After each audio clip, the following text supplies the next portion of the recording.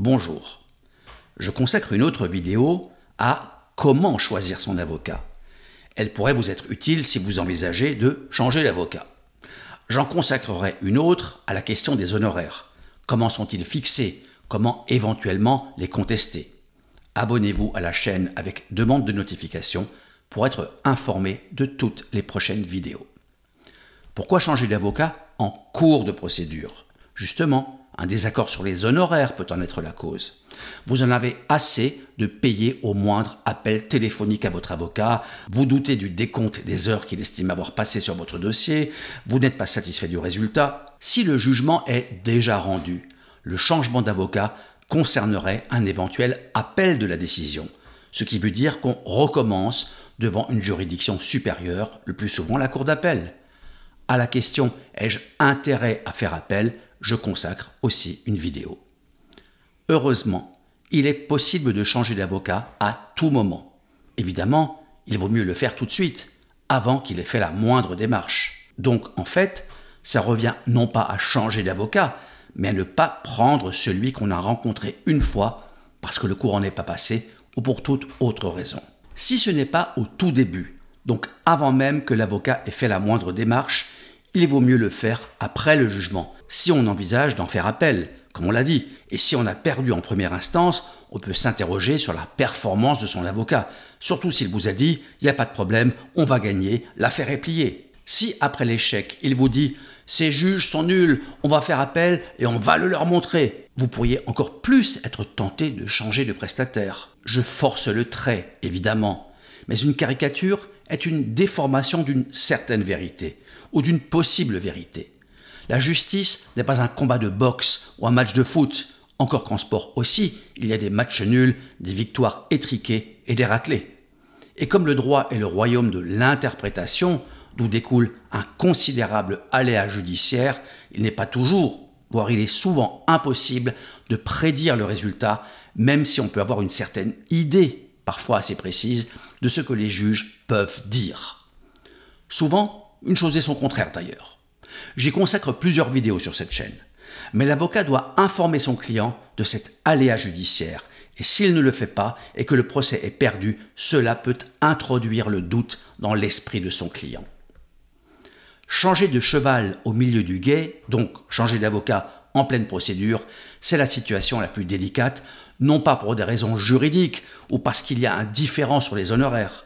La procédure de changement d'avocat, on va la voir un peu plus loin. Elle est d'ailleurs très encadrée par le code de déontologie des avocats qui prend la forme d'un décret. C'est donc plus que de la déontologie. C'est une vraie règle de droit positif, dit-on, de droit applicable et opposable. Nous avons mentionné les honoraires.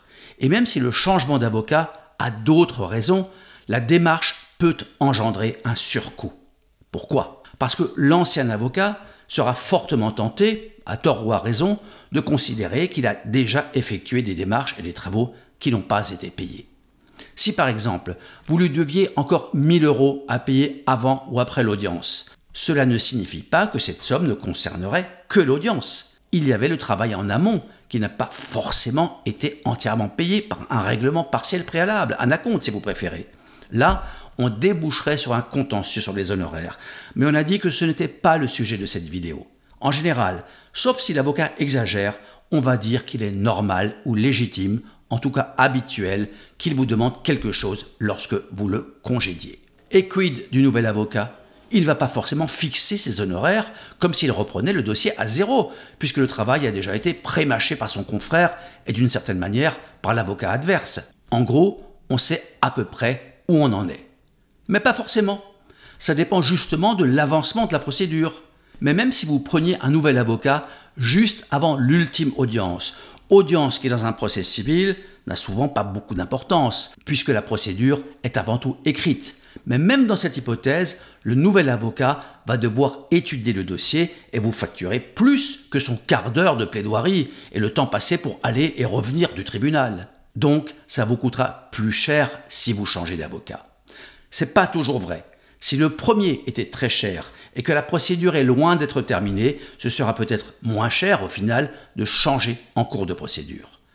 Sur la corrélation entre le prix et la qualité, je vous renvoie à la vidéo « Comment choisir son avocat ». De toute façon, Je vous recommande de regarder cette vidéo, car même si on fait abstraction de l'aspect financier, les raisons de changer d'avocat sont un peu les mêmes que celles qui vous conduisent à choisir un avocat. Sauf que vous pensez vous être trompé sur votre choix, ce qui arrive, et pas seulement dans ce domaine. Vous n'avez pas confiance, les relations sont tendues, vous doutez des compétences, de la motivation. Il peut y avoir de multiples raisons. Ce qui est certain, c'est que si la confiance ne règne pas, si les relations sont conflictuelles, si votre avocat ne vous prend pas au téléphone ou que vous en êtes à communiquer avec lui par lettre recommandée, si vous évoquez la saisine du bâtonnier, mieux vaut en changer, sauf si on est vraiment en toute fin de procédure. Par exemple, si le jugement est rendu et qu'il faut qu'un commissaire de justice le signifie à votre adversaire, autant que ce soit votre avocat qui le lui transmette. Vous n'allez pas changer d'avocat pour ça. Vous pouvez aussi transmettre vous-même le jugement à un commissaire de justice pour qu'il le signifie. Mais là, j'ai déjà eu quelques témoignages de justiciables qui ont essuyé plusieurs refus de commissaires de justice qui n'étaient pas intéressés par la centaine d'euros que leur rapporte cette démarche et qui tentaient de vendre une prestation d'analyse de solvabilité du débiteur qui n'est pas tarifée. Business is business. Il nous reste à voir comment se passent les choses, du moins comment elles doivent se passer à la lumière du décret du 30 juin 2023 portant Code de déontologie des avocats. L'article 13 du décret dispose que l'avocat conduit jusqu'à son terme l'affaire dont il est chargé, sauf si son client l'en décharge ou s'il décide de ne pas poursuivre sa mission. Dans ce dernier cas, il en informe son client en temps utile pour que les intérêts de celui-ci soient sauvegardés. L'article 14 dispose que lorsque l'affaire est terminée ou qu'il en est déchargé, l'avocat restitue sans délai les pièces dont il est dépositaire. Les contestations concernant la restitution des pièces sont réglées suivant la procédure prévue en matière de montant et de recouvrement des honoraires. Ça veut dire que l'avocat n'a pas à faire de la rétention de dossier, même si vous lui devez de l'argent. Le dossier, c'est le vôtre, avec vos pièces, pas celui de votre avocat. Par contre, s'il a rédigé un acte qui n'a pas encore été utilisé dans la procédure, comme des conclusions pas encore transmises au tribunal et à la partie adverse, l'avocat n'aura pas à l'inclure au dossier. S'il y a un conflit sur la restitution de certaines pièces du dossier, voire du dossier en entier, il faudra saisir le bâtonnier de l'ordre des avocats. Mais ces conflits sont rares, surtout si la non-restitution du dossier vous empêche de vous défendre après avoir changé d'avocat. Et si vous devez des honoraires au premier avocat, il pourra lui aussi saisir le bâtonnier pour que vous soyez contraint à les lui verser. L'article 19 du décret nous dit d'abord que si vous changez d'avocat, le nouvel avocat ne pourra pas vous défendre contre l'ancien devant le bâtonnier, par exemple dans un litige sur les honoraires. Le second alinéa nous informe que votre nouvel avocat devra s'efforcer de vous convaincre de payer votre ancien avocat si vous lui devez des honoraires. Donc, contrairement à ce qu'on entend parfois, le nouvel avocat peut parfaitement assurer votre défense, même dans l'hypothèse d'honoraires impayés à son prédécesseur. Mais il peut aussi refuser, surtout s'il se dit que vous êtes du genre à faire travailler les avocats, mais que vous rechignez à les payer. Et comme il est dit à l'article 19 du décret, s'il reçoit du client un paiement alors que des sommes restent dues à son prédécesseur, il en informe le bâtonnier.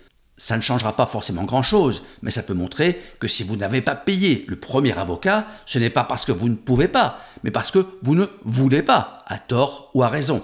Ce sera au bâtonnier ou à ses services de le dire. En général, le nouvel avocat va écrire au précédent pour qu'il lui transmette le dossier, si vous ne l'avez pas récupéré vous-même. Si le premier lui répond que des honoraires lui sont dus et qu'il s'oppose à ce qu'un confrère lui succède, cette opposition n'est pas impérative. Confraternellement, le nouvel avocat peut refuser de vous défendre, surtout si vous ne lui avez pas dit d'emblée quelles étaient les relations avec votre premier avocat et qu'il vous réclamait des honoraires.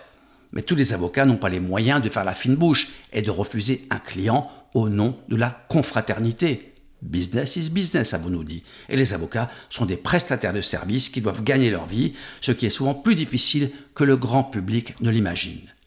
Si le nouvel avocat prend le dossier, il devrait logiquement laisser une trace pour démontrer, en cas d'éventuel conflit, qu'il s'est efforcé de vous convaincre de payer son confrère. Voilà, j'espère avoir répondu à votre question. Retenez qu'on peut changer d'avocat à n'importe quel moment, mais qu'il y a de meilleurs moments que d'autres pour le faire. Notez aussi que ça peut alourdir le coût global du procès et qu'un solde d'honoraires dû au premier avocat risque de compliquer ce changement d'avocat, voire de l'empêcher si le nouvel avocat refuse de prendre la succession. Merci de votre écoute et à bientôt.